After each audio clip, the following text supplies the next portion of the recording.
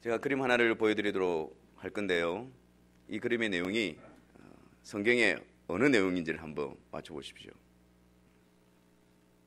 등장인물이 누구입니까? 누구지요? 1부 때는 바로 나오던데 안면에 없으신 모양이죠. 그래서 이제 누가복음 10장 38절과 42절에 나오는 마리아와 마르다의 내용입니다. 마리아와 마르다. 예수님께서 이제 예루살렘으로 명절 때 가실 때에 그 예루살렘의 한 동쪽 한 1.3km 떨어진 곳이 베단이라는 마을이 있었는데 그 마을에 이 마르다와 마리아가 살고 있었습니다. 그래서 개인적인 친분도 있고 그래서 자주 예수님께서 그 집을 방문하곤 했지요. 여러분 우리가 알다시피 그 죽은 자 가운데서 살림을 받은 자가 누구이지요? 나사로이죠. 이 나사로가 바로 마르다와 마리아의 오빠입니다. 그리고 또 향유옥합을 깨뜨려서 그 예수님의 발에 붓고 예수님의 그 죽으심을 미리 준비했던 그 여인이 마리아이지 않습니까?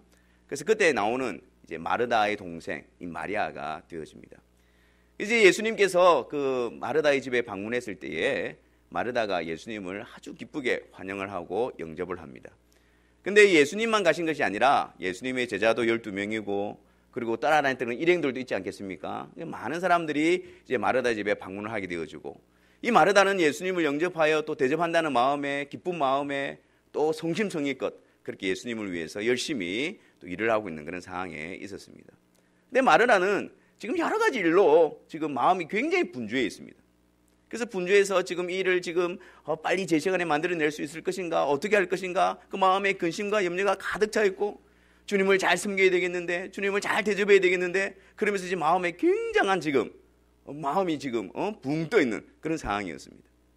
여러분들도 그런 경험하지 않습니까? 갑자기 집에 손님들이 많은 손님들이 왔을 때에 냉장고 문을 몇 번이나 뒤적거리면서 뭘 어떻게 해야 되는지 알지 못하고 이런 손에 잡히지 않고 아마 그런 마음이 마르다의 마음이었을 것입니다.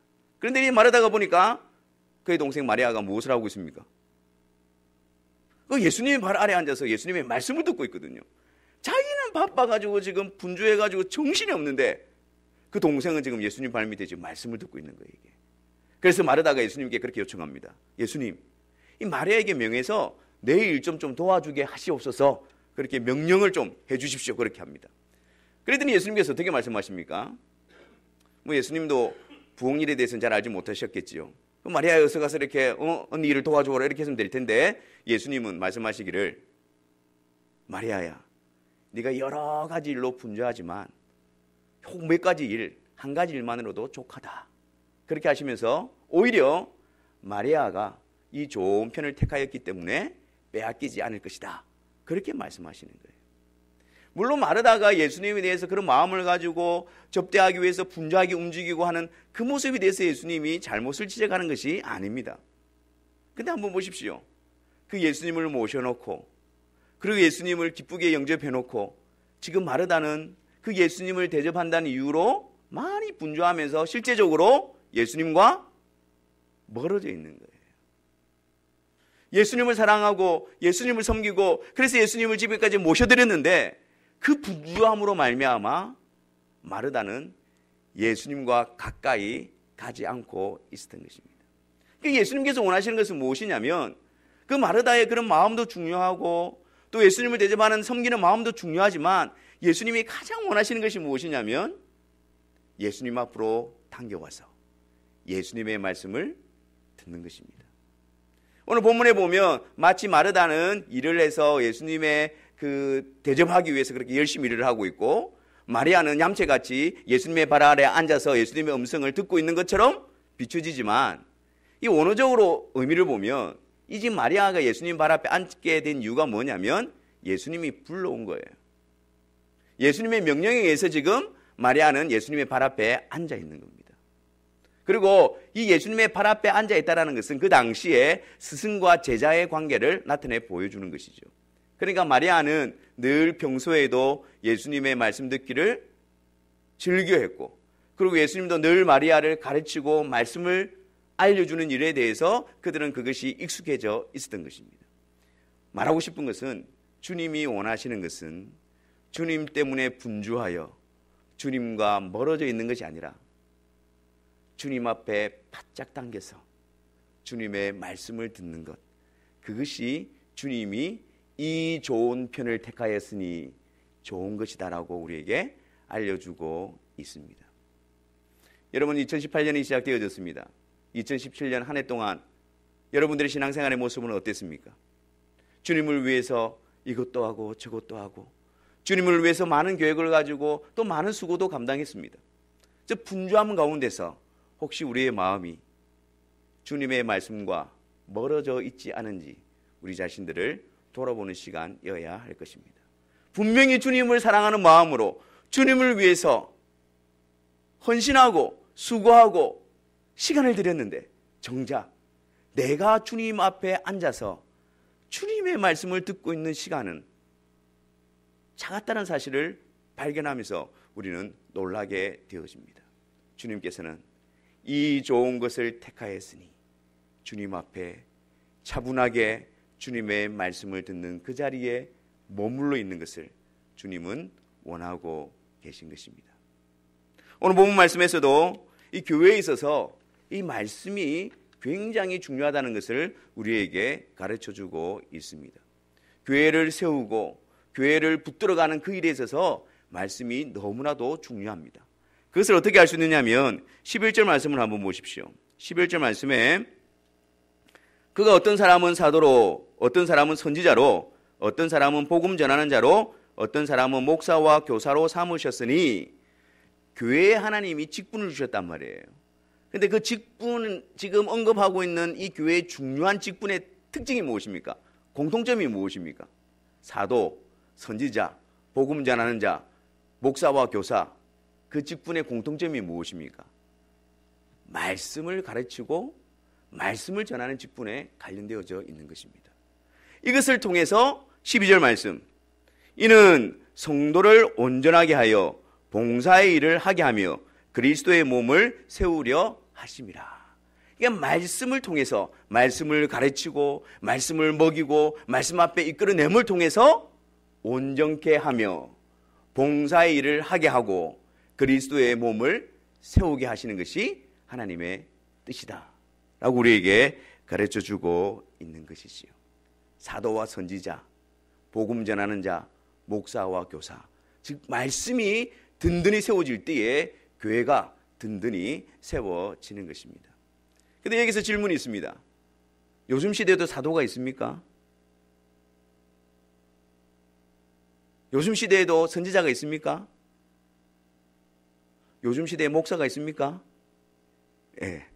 교사가 있습니까? 예. 여러분, 이거 지금 이 성경을 기록하고 있는 당시는 초대교회 당시였습니다. 즉 신약 성경이 완전히 완성되지 않았던 시기였습니다. 그렇기 때문에 이 사도와 선지자는 그 시기에 굉장히 중요한 직분을 감당하는 것이었습니다. 왜냐하면 성경이 기록되어 있지 않으니까 예수님에 대한 가르침이나 예수님에 대한 말씀을 사도들의 설교나 사도들의 가르침에 의존할 수밖에 없었던 것이었죠. 그리고 그 초대교회에 선지자들도 있었습니다. 그런데 선지자들은 독단적으로 자기가 성령의 계시를 받아서 하나님의 말씀을 전하는 자가 아니고 사도와 선지자들의 터 위에라고 말하면서 사도들과 함께 주님의 말씀을 전하는 사역을 감당했었음을 성경은 말하고 있습니다. 물론 그 시대의 거짓 사도와 거짓 선지자들이 교회를 혼란케 했지만 바른 사도와 또 바른 선지자들은 주의 복음을 드러내고 주의 말씀을 온전히 가르치기 위해서 귀하게 사용되어졌던 직분들이지요. 그런데 이제 성경이 완성되고 난 다음에는 더 이상 그 교회에 사도나 선지자의 직분이 필요가 없게 되어졌습니다. 그래서 자연스럽게 그 초대교회 때 성경이 완성되기 전에 중요하게 역할했던 사도들, 예수님의 제자들, 그리고 선지자들의 직분이 많이 강화가 되어졌지만, 그러나 이제 성경이 완성되고 난 뒤부터는 점점 그들의 직분이 이제 중단이 되어지고 사라지게 되어진 것입니다. 그렇기 때문에 이 시대에는 사도다, 선지자다, 그런 직분을 사용하지 않고 있는 것입니다. 근데 여러분, 우리 주변에 그런 이야기들을 많이 들어봤잖아요.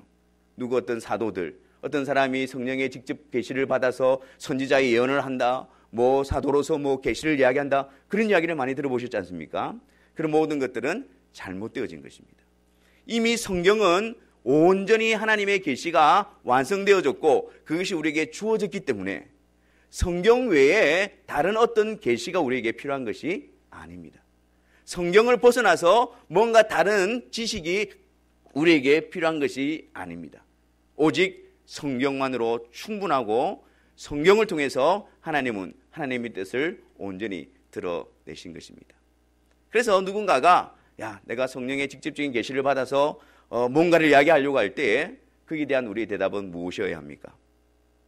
우리는 절대적으로 성경만으로 충분합니다. 그 대답이어야 합니다.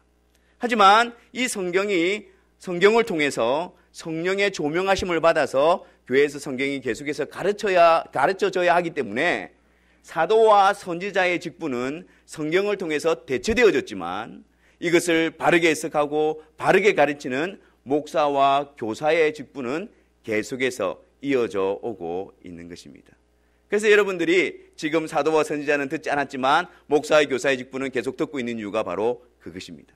그래서 성경을 통해서 목사와 교사가 성경을 바르게 전하고 바르게 선포할 때에 주님의 교회가 바르게 세워질 수 있다는 것을 말하고 있는 것이죠.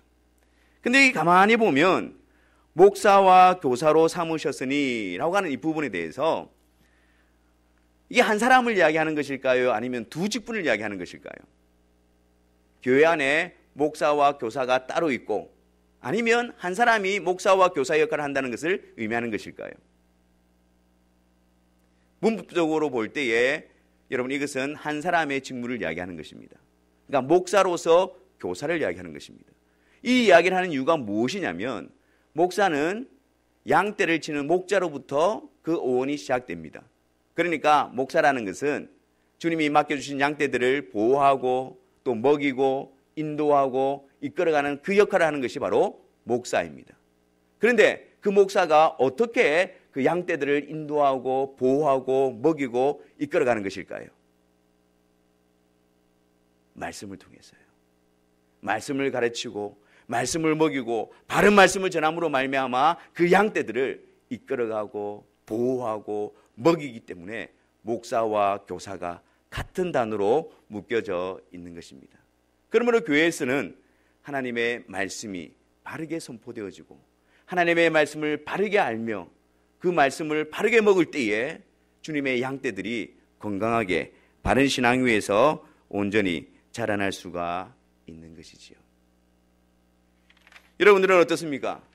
여러분들이 한 해를 돌아보면서 여러분들의 신앙생활을 점검할 때에 여러분들은 하나님의 말씀 앞에 머무는 시간이 어느 정도였습니까? 여러분의 일상생활 속에서 하나님의 말씀을 통해서 그 말씀을 받아들이는 시간이 어느 정도였습니까? 사도행전 2장 42절에 보면 처음에 교회가 세워졌을 때에 그들의 모습이 이랬습니다. 우리 같이 한번 읽어볼까요? 시작. 그들이 사도의 가르침을 받아 서로 교제하고 떡을 떼며 오로지 기도하기를 힘쓰니라. 제일 처음에 나오는 게 무엇입니까? 사도의 가르침입니다. 그들의 모든 신앙에 있어서의 기준은 사도의 가르침이었습니다. 주님이 가르쳐 주신 말씀이었습니다. 그 말씀을 따라서 서로 교제하고 그 말씀을 따라서 서로 떡을 떼며 그 말씀을 따라서 서로 기도하기에 힘쓴 것이었습니다. 말씀과 분리되어진 그들의 신앙의 모습은 없었습니다. 사도행전 20장에 가보면 이제 바울이 에베소 교회를 섬기다가 이제 예루살렘으로 가게 되어졌어요. 그래서 밀레노에 에베소 장로들을 불러놓고 그들과 이별하는 장면, 이제 헤어지는 장면 가운데 바울이 그 장로들에게 권면한 내용입니다. 그 내용이 무엇입니까? 내가 3년 동안 밤낮 쉬지 않고 눈물로 각 사람을 훈계하던 것을 기억하라. 그러면서 하시는 말씀이 나는 너희들과 떠나지만 나는 너희들과 이별하지만 그러나 내가 여러분을 주와 및 그 은혜의 말씀에 부탁하노니 그 말씀이 여러분을 능히 든든히 세워가실 것이다. 그렇게 말씀하는 거예요. 바울은 떠나지만 바울이 전한 하나님의 말씀이 그 영혼들을 세워가신다라고 말씀하고 있는 것입니다. 교회를 세우고 성도를 세우는 것은 어떤 사람이 하는 일이 아니에요. 바른 하나님의 말씀이 그의 심령을 붙잡아 그의 심령을 일깨워 그의 심령을 자라나게 하고 교회로서 든든히 세워지게 하는 것입니다. 그래서 지금 바울이 내가 너희들을 주와 너희들의 주인인 주와 그 은혜의 말씀께 부탁하노니 그 말씀이 너희들을 능히 든든히 세워 가실 것이다. 그렇게 말씀하고 있는 것입니다. 여러분, 우리가 주님 앞에서 든든히 서는 방법은 주의 말씀에 날마다 붙잡힌 바 되어지는 것입니다. 주의 말씀이 우리의 심령에 부어지고 주의 말씀이 우리의 발에 등이 되어지고 우리 길에 빛이 되어질 때에 우리는 이 험한 세상 가운데 믿음의 경주를 감당할 수 있게 되는 것입니다. 그러면 이 말씀을 통해서 이 말씀이 우리를 훈련시키고 우리를 단련시켰을 때에 우리에게 나타나는 모습이 무엇입니까? 그것이 바로 성도를 온전케 한다라는 겁니다. 하나님의 말씀을 통해서 성도를 온전하게 합니다. 저와 여러분들은 온전한 자들이 아니지 않습니까? 하지만 하나님의 말씀이 우리를 온전하게 만들어갑니다. 여기서 온전하게 만들어간다는 뜻은 두 가지가 있는데 그 첫 번째는 개인적인 온전함입니다. 하나님의 말씀이 늘 우리에게 들어와서 우리를 사로잡아 우리에게 교훈하시고 우리의 잘못한 부분을 책망하시고 우리의 어그러진 길을 바르게 해서 우리를 의로 교육하기에 합당하게 그 말씀이 우리를 단련시켜 갑니다. 또 하나는요, 그냥 단지 우리의 개인의 어떤 경건이나 어떤 우리의 개인적인 신앙만을 말씀이 단련시켜 가는 것이 아니라 주님의 몸에 연합되어진 한 지체로서 바른 역할을 할 수 있도록 주께서 말씀으로 우리를 양육시켜 가신다는 말씀입니다.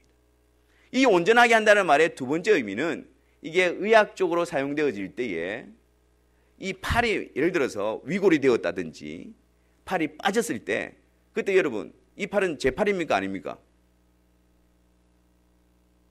내 몸에 붙어 있는 팔입니까 아닙니까? 붙어 있는 팔이죠. 근데 내 마음대로 할 수 있습니까 없습니까? 근데 덜렁덜렁 하는 거죠. 빠져 있으니까. 그것을 바로 제자리에 넣는다는 말입니다.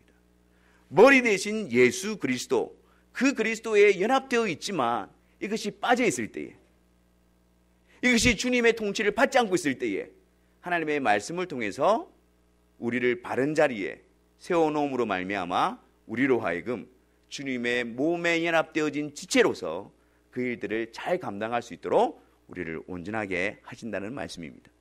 개인적으로 주님의 말씀 앞에 우리를 바로 세워가게 하시고 그리고 교회로서 그 지체로서 주님이 주신 사명과 그 기능을 역할을 잘 감당할 수 있도록 말씀이 우리를 제자리에 세워놓고 이끌어 가시는 것입니다. 그렇게 해서 어떻게 하신다고요? 봉사의 일을 하게 하며 우리를 그렇게 온전하게 세워서 봉사의 일을 하게 하는 겁니다. 여러분 봉사한다라고 하면 우리는 대부분에 어떻게 생각합니까? 그냥 우리가 열심히 섬기고 수고하고 돕고 뭐 그렇게 생각합니다. 그래서 말씀과는 관련이 없는 것처럼 그렇게 느낍니다. 그런데 오늘 성경은 우리가 말씀을 통해서 온전케 되어지는 자로서 봉사의 일을 하게 한다라고 말씀합니다. 우리가 바른 봉사, 바르게 주님의 교회를 섬기기 위해서 우리는 항상 말씀으로 단련되어져야 합니다. 내가 원하는 대로 내 생각대로 그렇게 봉사하는 것이 아니라 주님의 말씀을 따라 주님이 원하시는 방식대로 주님이 말씀하시는 그 말씀을 따라서 그렇게 해나가는 것이 봉사입니다. 그래서 그 봉사의 현장은 곧 말씀이 역사하는 현장이 되어져야 합니다. 주님의 교회를 섬기는 현장은 우리가 말씀 앞에 충성되게 순종하며 나아가는 현장이어야 합니다. 그래서 우리 안에 부딪힘이 있고 봉사를 하다 보면 또 시험에 들기도 하고 여러 가지 일들이 있지 않습니까? 그럴 때 우리는 어디로 달려가야 됩니까? 말씀 앞으로 가야 되는 거예요. 주님께서 내게 원하시는 것이 무엇인가? 이 상황 가운데서 주님께서 내게 원하시는 뜻이 무엇인가? 거기에 우리는 순종하며 거기에 따라갈 때에 우리는 바른 봉사 일을 하게 되어지며 그 일을 통해서 어떤 결과가 나타나느냐? 그리스도의 몸을 세우게 되는 겁니다. 말씀을 통해서 우리가 온전케 되어지고 그리고 그 말씀대로 우리가 봉사하게 되어질 때에 그 봉사를 통해서 그리스도의 몸, 교회가 아름답게 세워지고 빚어져 가게 되어지는 것입니다. 사랑하는 성도 여러분, 주님께서 말씀을 통해서 우리를 세워가실 때에 여러분 우리는 믿음으로 순종하며 나아가야 합니다. 그런데 우리가 말씀을 통해서 단련받는다는 것은 구체적으로 무엇을 의미하는 것일까요? 13절 말씀을 보겠습니다. 13절 말씀에 우리가 다 하나님의 아들을 믿는 것과 아는 일에 하나가 되어 온전한 사람을 이루어 그리스도의 장성한 분량에 충만한 데까지 이르니니, 결국 말씀을 통해서 우리를 단련하시고 말씀을 통해서 우리를 양육하신다는 것은 우리를 어디로 이끌어가느냐면 하나님의 아들을 믿는 것과 아는 일로서 우리를 이끌어가고 있는 것입니다. 우리가 말씀의 사람이다? 그럼 말씀을 통해서 하나님의 아들 예수 그리스도를 아는 것과 믿는 일에 우리는 세워지게 되는 것입니다.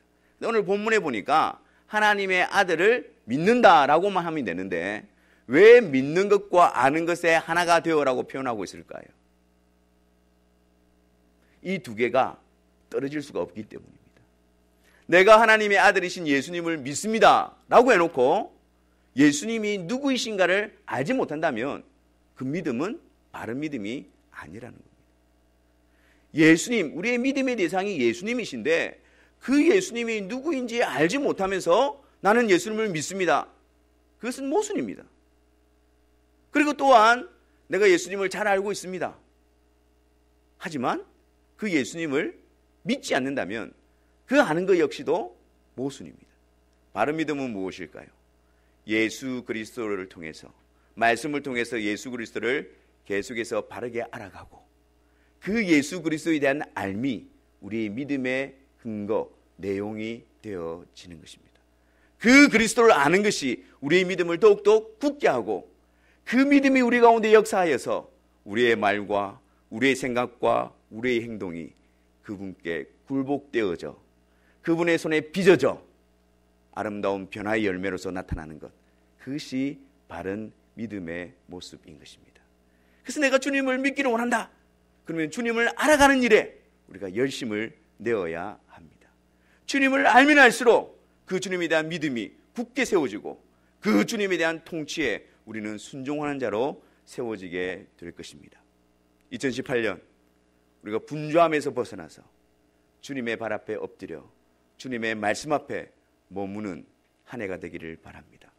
그래서 그 시간을 통해서 그 주님이 누구이신가를 깊이 알아가고 그 주님을 아는 것이 곧 우리의 믿음의 고백이 되어져서 그 주님 앞에 순종하며 나아가는 것, 그 믿음의 경주가 우리 안에 풍성해지기를 바랍니다.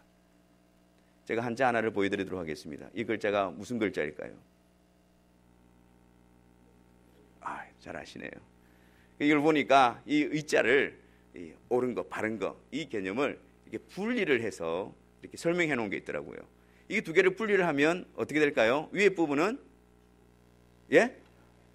무슨 글자라고요? 주자가 양양자고, 그 다음 여기는요 나아자가 되어지는 것이죠. 그래서 양, 우리를 위해서 희생제물 대신 예수 그리스도, 그리고 나, 그리고 위치가 어떻게 되어집니까? 그분 위에 내가 올라갑니까? 그분 밑에 내가 내려갑니까? 밑에 그분의 다스리심과 통치하심에 굴복하는 것, 이것이 바른 성도 믿음의 모습이다. 그 말씀을 통해서 우리의 희생제물로 오신, 우리의 주가 되신, 가시관을 쓰신 그 왕이신 예수 그리스도에 대해서 알아가고, 그리고 그 말씀을 통해서 내가 어떤 존재인가, 그 주님 앞에서 내가 어떤 존재인가, 그것을 알아가며, 그리고 내 주님 앞에 내가 굴복하고 통치를 받으며 순종해 나가는 그것이 바른 믿음, 바른 자세, 제자리의 모습이 되어질 것입니다. 2018년 여러분 이 글자를 꼭 기억하셔서 우리의 신앙의 삶에 주님을 알아가고 주님 밑에 내가 다스리심을 받고 주님 앞에 순종하고 말미암아 우리의 믿음의 경주가 아름답게 계속해서 되어져가는 그런 복된 한 해가 되시기를 주님의 이름으로 축원합니다. 기도하겠습니다. 하나님 아버지, 참 우리가 주님을 위해서 헌신하고 봉사한다고 했지만 그 주님에 대한 알아가는 일에 저희들이 많이 또 시간을 두지 않고 연약했음을 고백합니다. 주님을 아는 것이 주님을 믿는 것에 근거가 되어지고 우리 신앙에 든든히 세워지는 기초가 되어짐에도 불구하고 그것이 눈에 보이지 않는다고 해서 우리가 많이 외면하고 분주함에 많은 시간들을 허비했음을 고백합니다. 2018년 우리가 주님 앞에 이끌림을 받게 하시고 주님의 말씀 앞에 머무는 저희들 되게 하여 주셔서 말씀을 통해서 주님을 고백하고